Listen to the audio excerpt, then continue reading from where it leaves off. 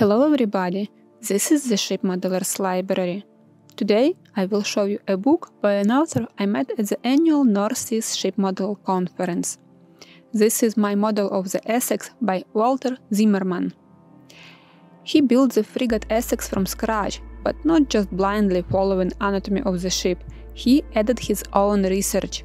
Such an important and very noticeable detail as the number of windows on the stern gallery and stern decorations are worth the attention of everyone who is interested in building a model of this ship. Such a small book, but it has such an invaluable crumb of information.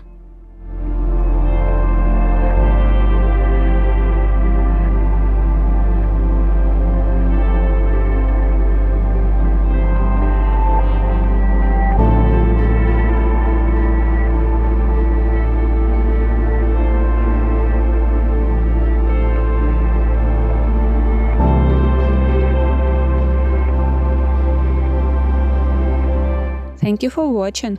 Let me know in the comments section below which book would you like to flip through in the next edition.